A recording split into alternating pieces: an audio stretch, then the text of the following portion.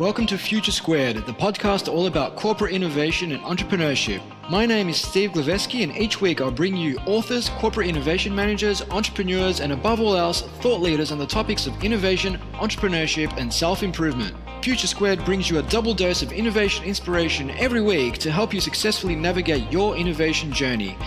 Every Monday, I'll bring you a world-class thought leader such as Steve Blank, Alex Osterwalder, Neil Patel, Rand Fishkin, or Whitney Johnson, just to name a few. While every Friday, I'll bring you some quick digestible insights myself to help end your week on a high before you head off for the weekend. Future Squared is proudly brought to you by Collective Campus, an innovation hub, school, and consultancy that works with large organizations to help them adopt the mindset, methodologies, and tools required to explore new business models and disruptive innovation in an era of rapid change. If your organization needs support coming up with ideas, testing and turning those ideas into reality, incubating teams, driving cultural change, or connecting and partnering with startups, then visit Collective Campus online at www.collectivecamp.us. And without further ado, here's today's podcast.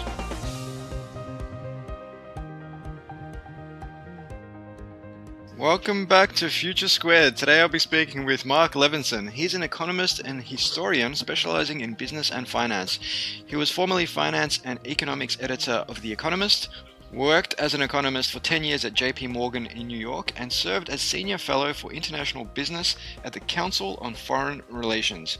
Marc has penned several books, including A Guide to the Financial Markets, The Box, How the Shipping Container Made the World Smaller and the Economy Bigger, and most recently, An Extraordinary Time, which explores the end of the post-war boom and the return to the ordinary economy. So with that, it gives me much pleasure to introduce you to Marc Levinson.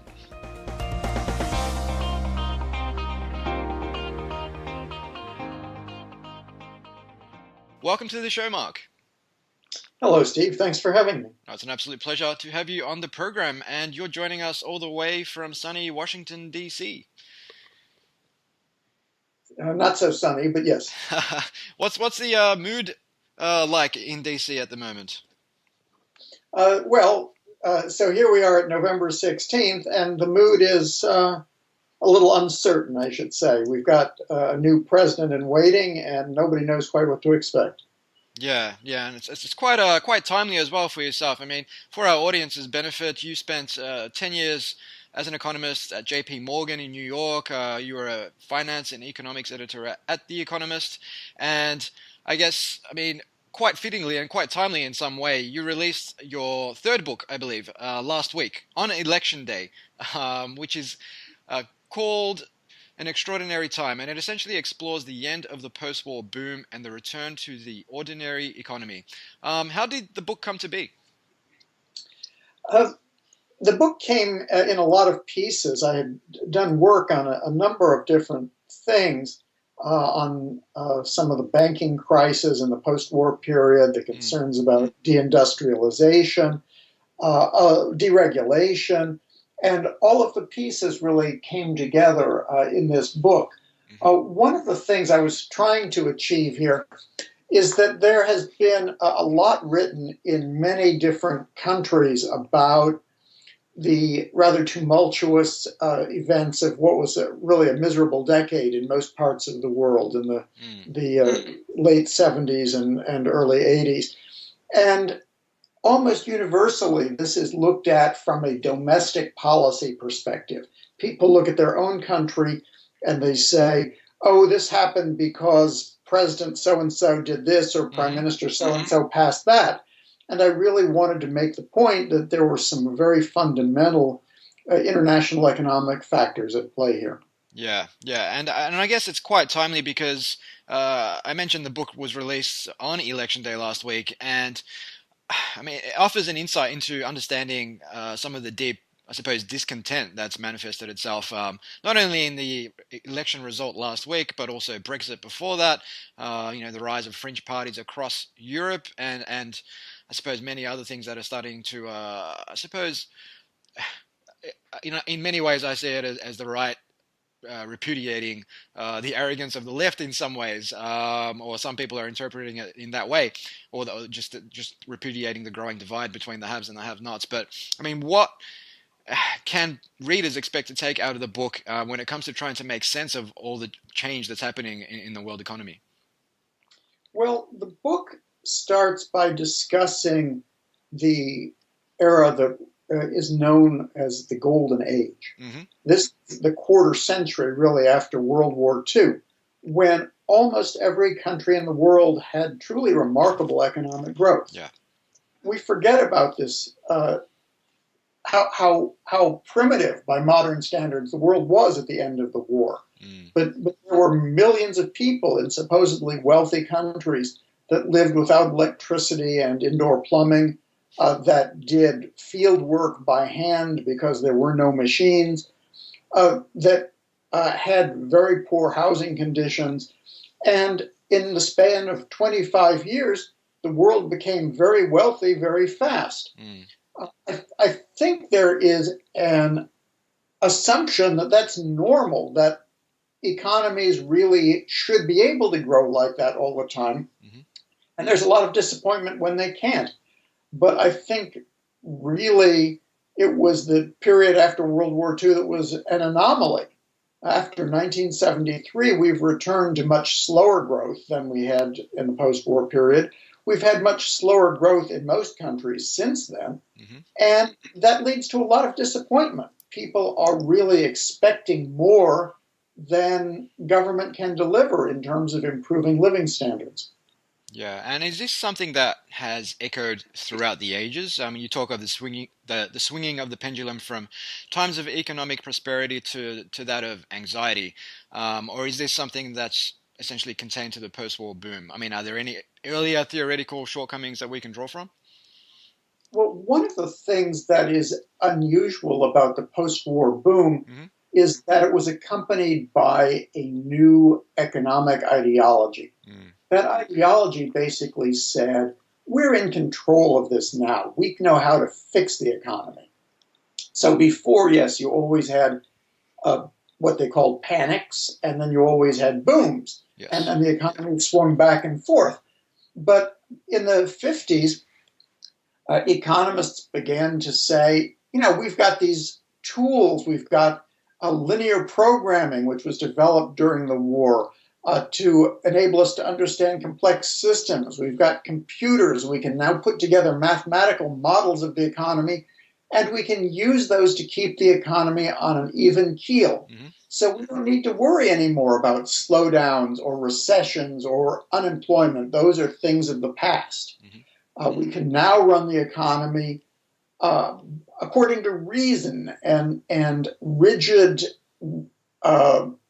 rational thinking rather than emotion. That's the way economists described it at the time. And so they really created this expectation among the public that governments, led by rational thinkers, could deliver strong, steady economic growth and low unemployment over the long term. And of course, we've learned that that's absolutely not true. The emperor had no clothes here. The economists don't have a way of controlling the economy like that. We don't know enough to keep the economy on an even keel forever. And so we have a lot of limits to what government can actually deliver in terms of the economic growth and improved living standards that people expect. Yeah, and that's something that you've argued in your book, that no government, nor right nor left, can bring back the good times. And I guess a question I have is it the role of government at all? I mean, governments are these big bureaucratic organizations that tend to move much slower than the rate of change in our economy is much slower than the rate of technological advancement. And I guess, in the past few decades, we've seen exponentially growing technologies transform much of what we know, both in business and life. So is it up to government to drive this change, or are we going to see more change coming from, say, enterprise and the public at large? I think that there is a role for government for sure. First, because it's unavoidable in democratic societies. Sure. People turn to the government because they expect things. And second, it's very clear that government can lend a hand to deal with the worst of economic downturns. We saw that in 2008 when governments and central banks poured money into economies around the world, and that helped keep what was a severe recession from becoming a truly dire depression. So I think that was really very important. What I would argue, though, is that the expectations that government can generate high economic growth are misplaced. High economic growth really comes from improvements in productivity, and improvements in productivity arise rather unpredictably, usually out of things that happen in the private sector. There's no button on the prime minister's desk that says raise productivity. There's no way that he or she can snap fingers and make productivity go up. So what you have is things that have happened mainly in the private economy that get adopted by other companies, by other organizations, new ideas, new innovations. And at certain points in history, those lead to very rapid growth spurts. And it's pretty unpredictable. Yeah, definitely. And I guess, I mean, you touched there on those rapid growth spurts. And I guess one of my questions is, post-1973, obviously there's, it's the post-war boom came to an end. We've had erratic growth.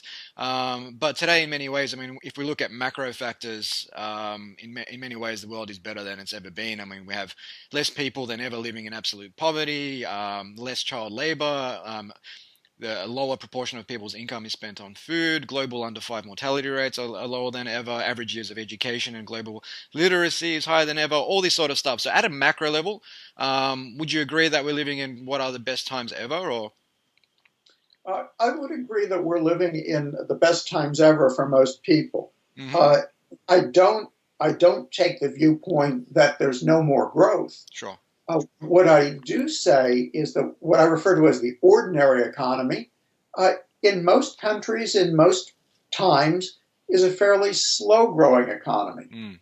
If you look back across 200 years of history, on average, most countries have grown somewhere around 1.5%, 2% a year. Okay, that's not nothing by any means. Okay, when an economy is growing 2% a year, people's income doubles in 35 years. Okay, so that's not awful, but it's not 5 or 6% a year, which is what people got used to in the post-war period. Yeah, I mean, just think of the math. When you've got an economy growing at 6% a year, people's incomes double in 12 years. Okay, and you can feel from one year to the next, your living standard is rising. Okay, now you're able to get a bigger house. Now you can buy a car at last. Now you can take your family on vacation. You feel from one year to the next that life is getting better. Yeah. And when growth is slower, people don't have that sense. Yeah, and I mean, how much of that post-war boom has to deal with the fact that, I mean, you correctly alluded to people in Europe in 1945 or even up to the mid-50s in many cases perhaps didn't have access to electricity. Cities were completely depleted. 90% of Berlin was bombed, and the same goes for London. I mean, how much of it has to do with the fact that we were starting from a very, very low base, and like an organization, like a startup, for example, who find traction, they go from $0 to $1 billion in a number of years, but then they find themselves struggling to grow. They've stretched their S-curve as far as it will go, and then a new company comes along and catches the next S-curve. And I mean, would you say that a fair amount of that post-war boom is attributable to the fact that we had this very low base and it just got to a point where it was hard to just keep that growth spurt going? Well, that's an interesting analogy with a startup company. Productivity growth basically has to do with making better use of resources. And in the post-war period, you had lots and lots of underemployed resources. You had around the world, in the wealthy countries, I'm talking about Europe, Australia, the United States, Japan, you had millions of people who still tended farm fields behind horses or mules or donkeys. Okay, you could shift these people into manufacturing where they could work with capital equipment, machines, and produce a whole lot more output with the same day's labor. Okay? You had a lot of people who had a few years of education, but not very much. Yeah. We invested a lot of money in schools in the period after World War II, And education levels rose very, very rapidly. Mm. We had in most countries pretty poor roads at a time when people were starting to buy a lot of cars. So we built motorways, Mm-hmm. and motorways were a great boon to productivity. Suddenly you could get goods delivered much faster. Lorry drivers spent less time on the road. Mm-hmm. People had larger labor markets. They could look for work across longer distances. So all of those things happened very quickly in the years just after the war. Yeah. But once they're done, you've picked the low-hanging fruit. So now you've built that expressway, that motorway. What are we doing today? Well, maybe we're adding a lane or putting in a new exit. That does not have the same effect on productivity growth as taking a two-lane road and building a limited access highway instead. Yeah, yeah, and that's I suppose I draw parallels between that and the difference between disruptive innovation, doing something completely different, and incremental innovation, where you're just improving what you currently have, and oftentimes the latter may help you create or generate a little bit more revenue, but it's not going to create a whole new market for you, which is what much of the post-war boom was about, creating completely new industries from nothing. That's a terrific analogy. And I guess you touched on a couple of points there around industrialization and computers, meaning that people could essentially do a lot more with a lot less. And I guess as more and more traditionally middle and lower class, and I guess in some cases upper class jobs, or higher income earning jobs become more, I suppose, automated and outsourced over the next 10 years, with artificial intelligence, machine learning, and so on becoming a lot more prevalent in our society. I guess we're going to see um, productivity in many ways increase, but perhaps average income levels or employment stall in some ways. I mean, we're seeing that uh, service jobs are incredibly prone to being automated in the next 10 years or so, and service jobs make up for about 80% of America's GDP. So what are your thoughts on what the next 10 to 15 years look like as more and more jobs become subject to automation and outsourcing? Well, on the productivity side, my thoughts are that we really don't know. Mm. And this is not a satisfactory answer, but there are other authors who will look around and say, I don't see anything coming that is going to give us a big productivity increase. Mm-hmm. I personally don't think we can say that because history tells us that sudden productivity increases come quite unexpectedly. Yeah. Typically, the productivity increases don't come from inventing new technology. They come from businesses and people learning to use new technology. Mm-hmm. And that's not simply the same thing as buying new technology. We had computers really starting in the 50s. A lot of money was spent during World War II and after, and we had the development of computers, and they had no effect at all on productivity. Why was that? Well, companies learned to use computers to do fancier financial reports and more documents, Mm-hmm. and then they printed out those documents and they put them into file cabinets the way they always did. Yeah. It took a long while, for firms to figure out how to use computer technology, actually not just to automate a little piece of their business, but to change the way that they did business. Mm. And so it probably took into the late 80s before the computer showed itself in terms of higher productivity. Yeah. You can see the same thing today if you look around at things like artificial intelligence Mm-hmm. or virtual reality. These are technological innovations that people talk a lot about, and right at the moment, they have essentially no economic consequences. Mm. Could they suddenly have big economic consequences? Absolutely. It's entirely possible, in my view, that smart people figure out that you can do really different things with these types of innovations, and they begin to affect our productivity in ways that has not happened to date.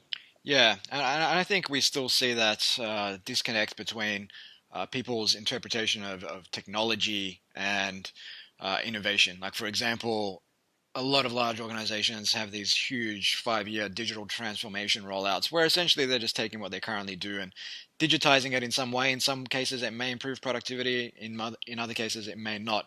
But it is essentially, I think a lot of corporate executives get mixed up between technology as innovation and technology as an enabler for business model innovation. Oh, I think that's absolutely correct. I wrote a few years ago another book that some of your listeners may be familiar with, Mm-hmm. a book called The Box, which is about the history of container shipping. And one of the stories that I tell in there is how the container was developed in the late 50s and the 60s, but it really didn't start to change business on a global scale until 1980s. Yeah. And then when it changed it very quickly. All of a sudden, the world became global. But took a while before business people figured out how to use this innovation to change the nature of their business. Companies have fixed investments. You can't just throw them out. Companies have workforces with certain skills. You can't just fire all those people and hire other people. Mm-hmm. So change is not instantaneous. So I think that means that we're not necessarily done with rapid productivity growth. Mm-hmm. To me, it means that it's likely to show up at some future time when we don't expect it.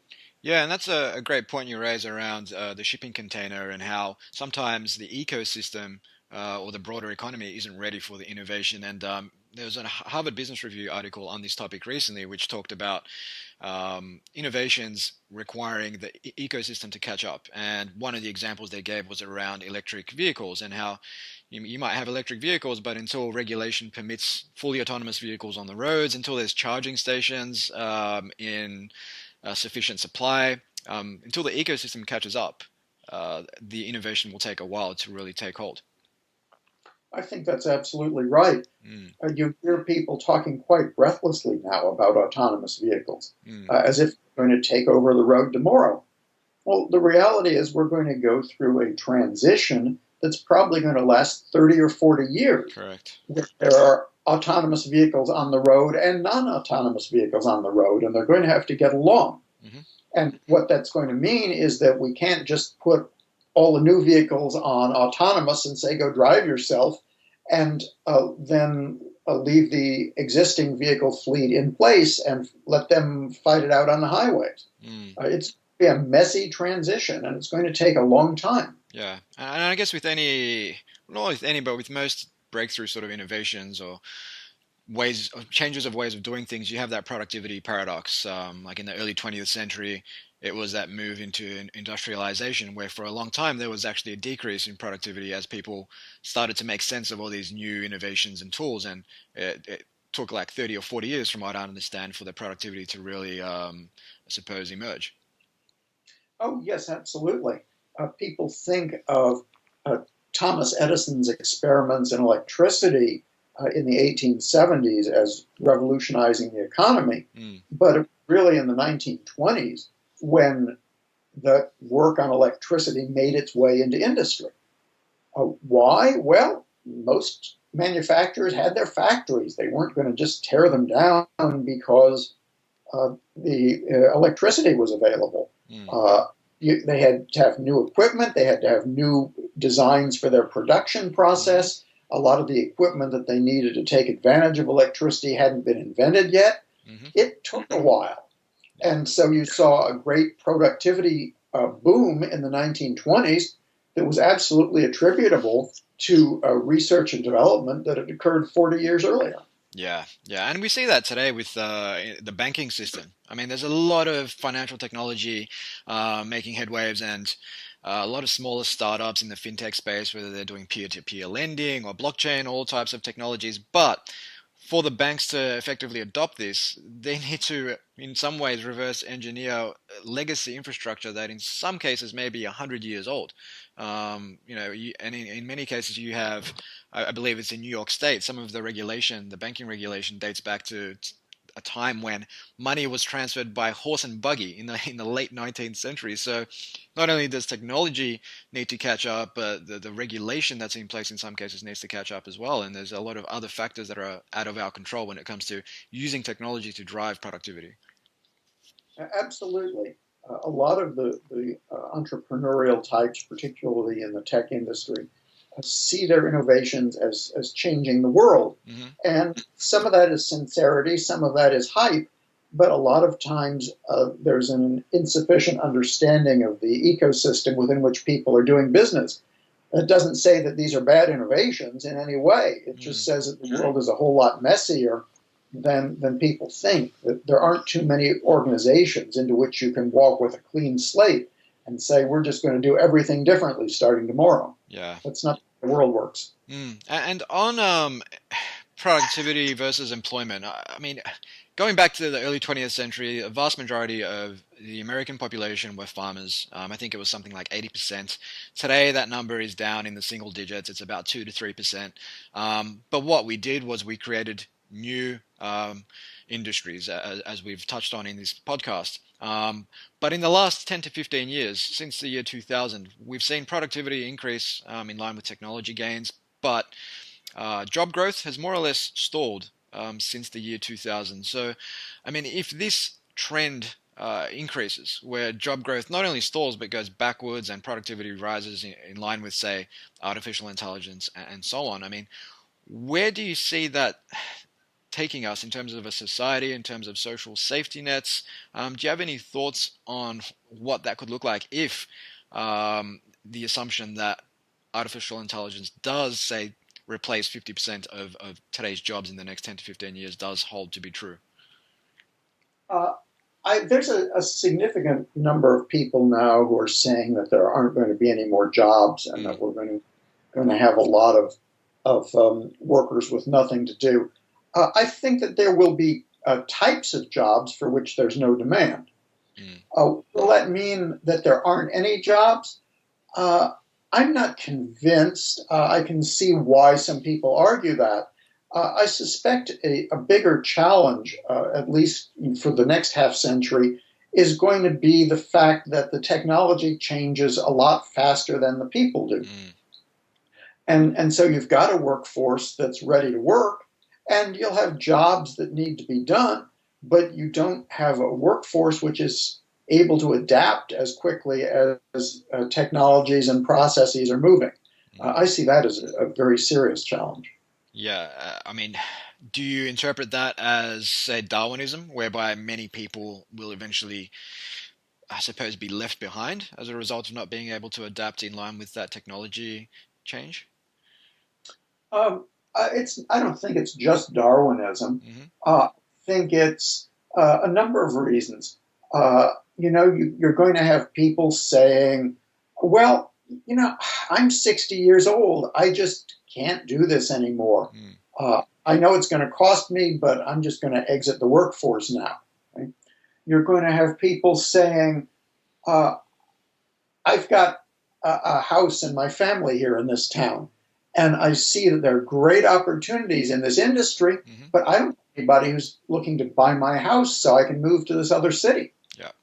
Because our town is built around this industry, and this industry is dead.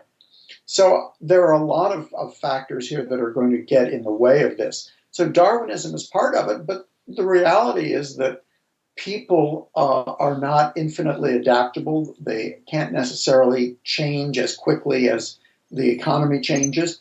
And frankly, many of our social policies are not well designed to cope with that either. Yeah, and I guess on the social policies, I mean, if we do see an increase in productivity but job growth stalls, do we?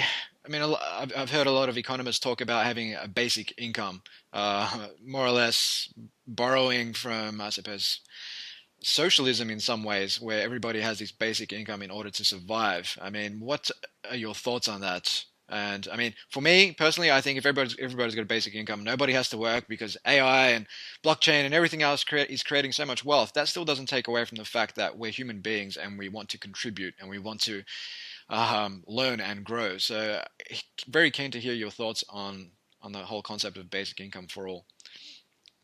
I think you're absolutely right. Basic income solves the poverty problem, okay? Mm, People won't lose their jobs and starve. But basic income doesn't address the sort of anger that we've actually seen in many countries of late, in Brexit, in the election of Donald Trump in the mm, United States, in the rise of far right parties in Europe. That's not that hasn't happened because people are starving. mm, That has happened because there are people who feel like they are left behind in the modern world, mm. like their place in society has been devalued, Yeah. that nobody needs them or thinks they matter. And you don't solve that with a guaranteed income. Yes. So we need also to look at how we can help provide meaningful work for people who want to contribute to society. Mm, And it's not just about money.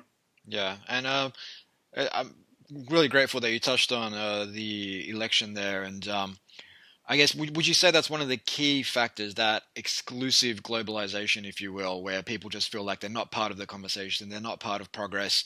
And I guess when you looked at the map, and the West Coast and the East Coast was completely uh, blue, but the rest of it was red. And for people that say live in Baltimore, all they see is friends, family, left, right, and center, getting laid off work, factories closing down. They don't see the technological progress. They don't see all the other stuff that's going on in places like the Valley and New York.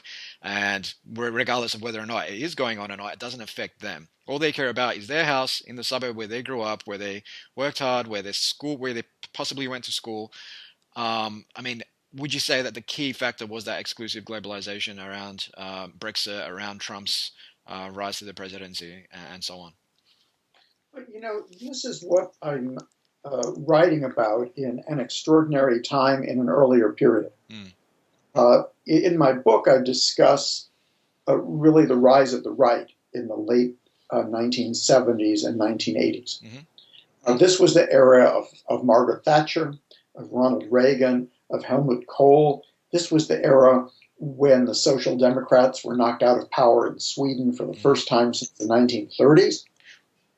All around the world, you had a turn from social democratic or liberal in the US sense parties to much more conservative parties, which put a lot more faith in market forces. mm, People did that because the more social democratic parties were no longer able to deliver the goods. Okay, the model didn't work anymore. People didn't feel like their lives were getting better anymore. They felt left behind by the change and they felt bewildered. yeah. And so they were willing to try something different. I think today we're in a very similar sort of situation. hmm I'm not a political scientist, but I see that people feel like they're left behind by all that's going on in the world. It doesn't offer anything to them. And so, what do you do about it? Well, you vote against the people who are in because whatever it is that they're doing hasn't done much to help you cope with this situation. And so you vote for somebody else. hmm But the question is whether that somebody else is going to be able to help cope with the problem better. Correct. And there's my doubts. Yeah. Also, people remember Reagan and Thatcher very warmly. hmm In fact, these were very difficult economic years. Productivity growth in the United States during the Reagan years was actually slower than it had been in the 1970s. Mm, Cutting taxes, deregulation, these were not the source of economic miracles. The same was true in Thatcher's Britain.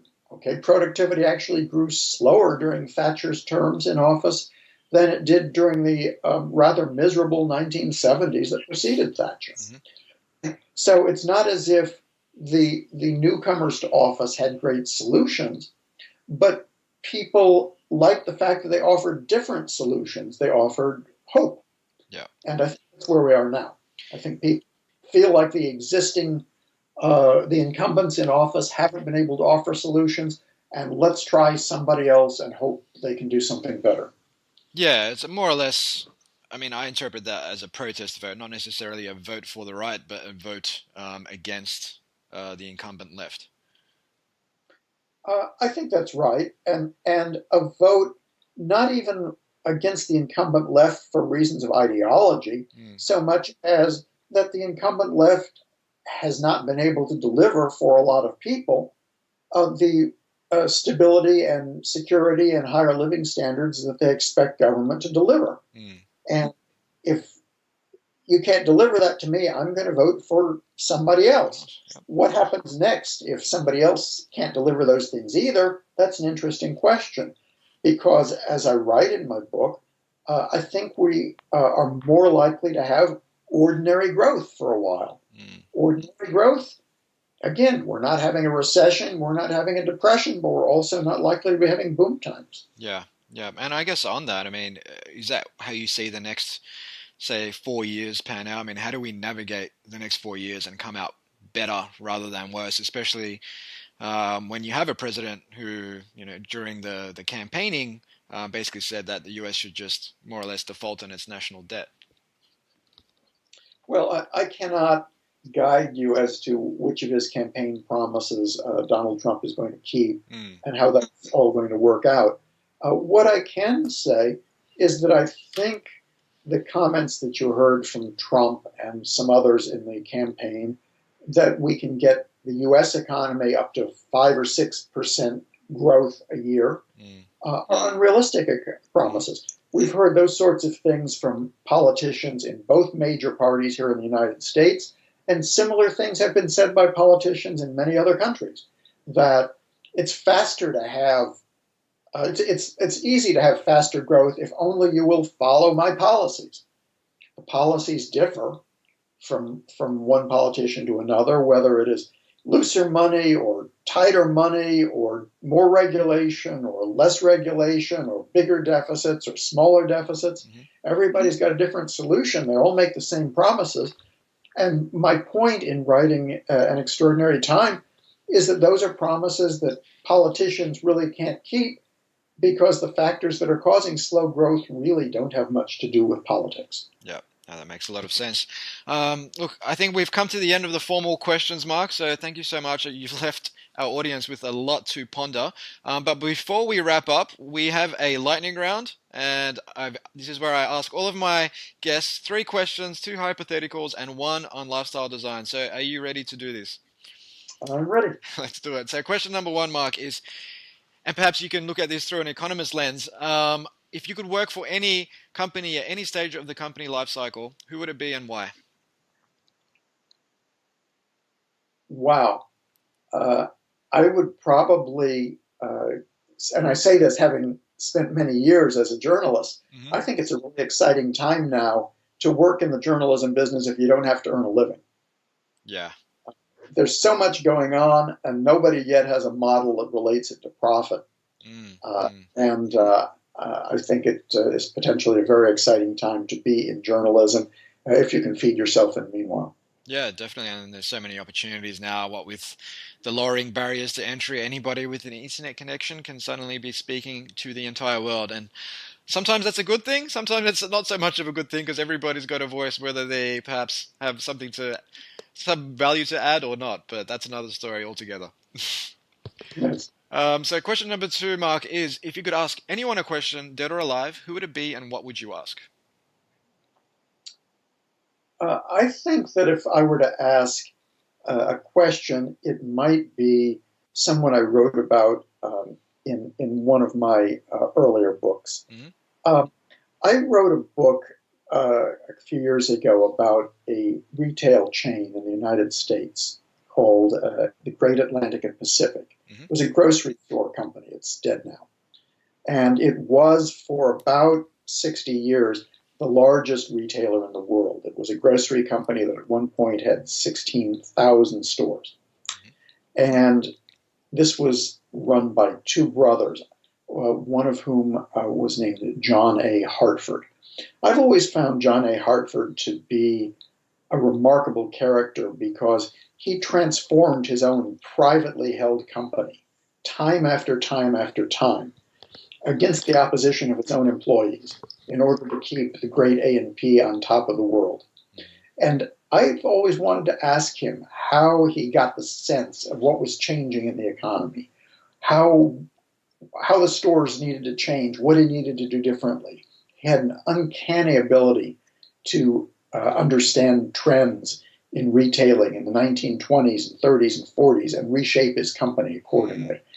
And I wish I'd been able to meet him.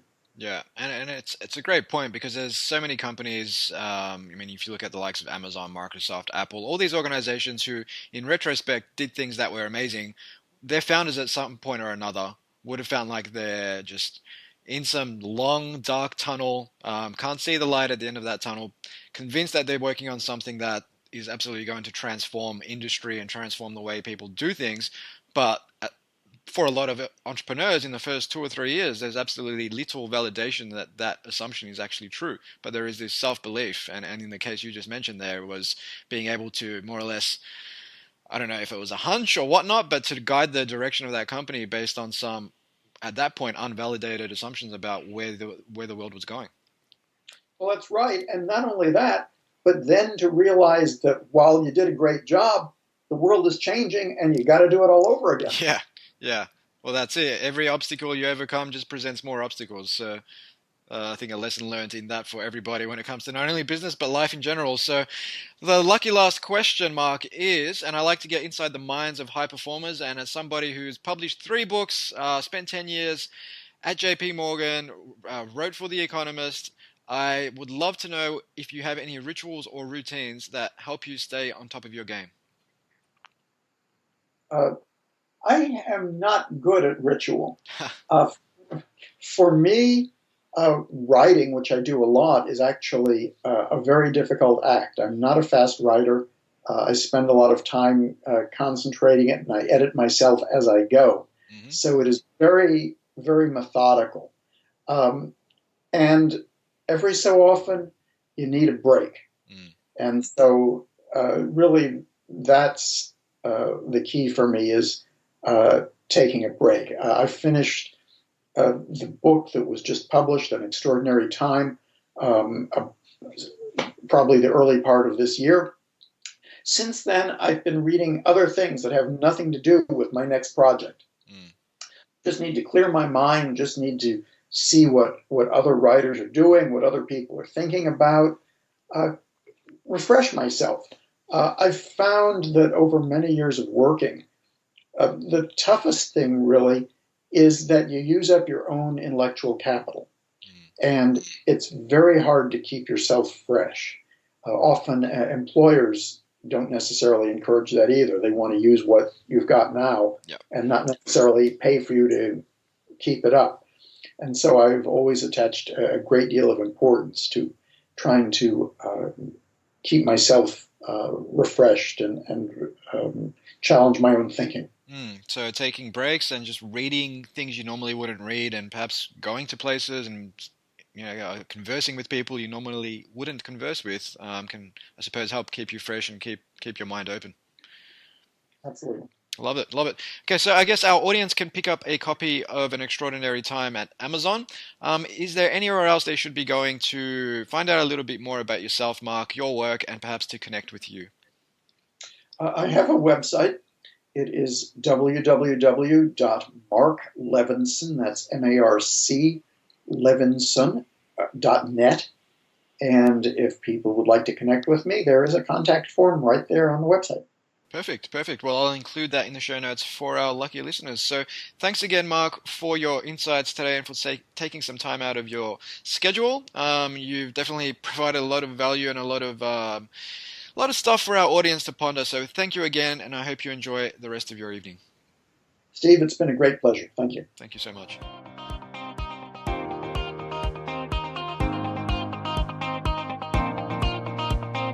Hey guys, it's Steve again. If you're picking up what we're putting down, we'd love it if you took just a minute of your time to like, share, or subscribe to Future Squared on iTunes, SoundCloud, or Stitcher. It would mean a hell of a lot to the team here who work effortlessly to bring you thought leaders and experts on topics of corporate innovation, entrepreneurship, and self-improvement on a weekly basis. As always, you can find more resources on innovation, including blogs, books, podcasts, videos, webinars, and tools at www.collectivecamp.us. If you'd like to connect with me on Twitter, you can do so at Steve Glaveski. That's Glaveski. Until next time, keep innovating. Future Squared out.